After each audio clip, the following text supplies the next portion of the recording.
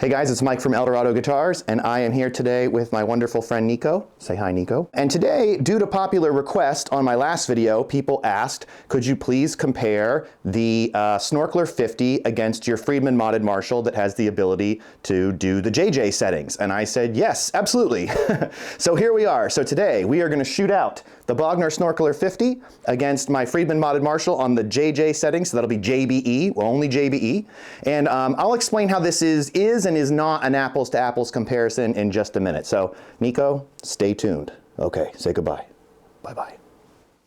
Okay guys, one thing I want to call out about this video, and I referenced this earlier when I talked about it being apples to apples, and that is that obviously this Friedman-modded Marshall is not a JJ100 production line. It's 50 watts, not 100 watts, and although it's set up to do JBE just like the real Friedman JJ, it has Marshall guts. It has a Marshall power section, it has Drake transformers from 1990, so it is a little bit different from a standard production line JJ that would be 100 watts and use Haybor transformers and you know, different guts. But in some ways this is actually good for us, I think, because the Bogner Snorkler is only 50 watts and this amp is also 50 watts. So in terms of wattage, they're actually equal. There's no, 150 watt difference in this comparison. Another thing is that obviously the Snorkler is based off of a modded Marshall. It was a Marshall that was modded for that studio producer that Jerry Cantrell worked with.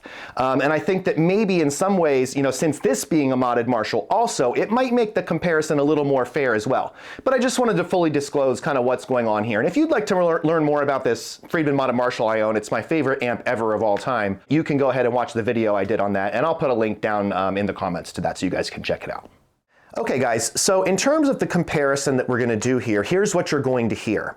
So this is broken out into 3 sections. We've got an everything on 5 section, we've got an EQ'd section, and we have a jam section so that we can kind of get a sense of the feel of the amp. Okay, now within the first 2 sections, everything in 5 and EQ'd, you're going to hear 4 different IRs. You're going to hear a York Audio Friedman IR with a V30. You're going to hear a York Audio Bogner IR with a V30. You're going to hear a classic Greenback 25 mic'd with an SM57 just for like a baseline tone, and then you're going to hear a Mesa Boogie V30 4x12 cabinet, oversized. So you should be able to get a really good kind of feeling about the sound, I think, by the end, comparing all 4 of those IRs. Now you're going to hear one amp and then the other in direct succession with the same IR. So you'll hear Friedman with the first IR, and then you'll hear Bogner with the first IR. Then you'll hear Friedman with the second IR, Bogner with the second IR. Okay? And we'll do that for both the the everything on 5 section and the EQ section. The jam section, the final section's a little different, and I'll explain more about that when we get to that section at the end. Okay, let's go ahead and get to the comparison. First up is everything on 5. We'll start with the Friedman JBE. Let's go.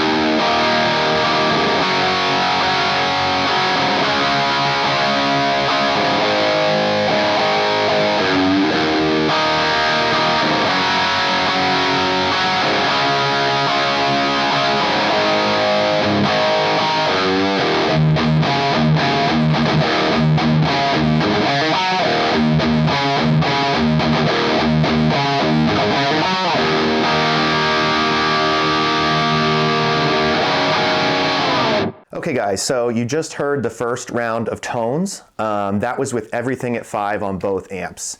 My thoughts and opinions are, I think with everything at noon, which I know is kind of a ridiculous thing, but you know, what a lot of guys do is the first thing they do is they turn everything to 5, right? So that's kind of why I did what I did.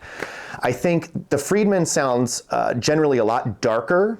The bass on it is a little looser than the Bogner. The Bogner definitely had more highs and more mids.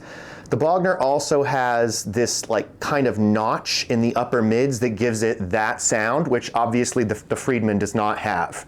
So I think those are kind of my two big takeaways. I don't really want to put too much stock in everything at 5, but just, you know, if you're getting a first impression, that's probably going to be it. So let's go ahead and check out everything EQ'd. Now, when I say EQ'd, I mean EQ'd to my ears, right? So what sounds good to me, you know, here in the room. I would say I'm going to leave the EQ the same on all the IRs. So I did not re-EQ for every single IR. I just re-EQ'd to all the IRs, and I kept flipping back and forth between them and tweaking and that sort of thing to get a good sound for all of them. And then that's what you're going to hear throughout. I'll list the settings there also so that you can check them out. So let's go ahead and hear these EQ'd and see what differences we notice. I'll check back with you afterwards.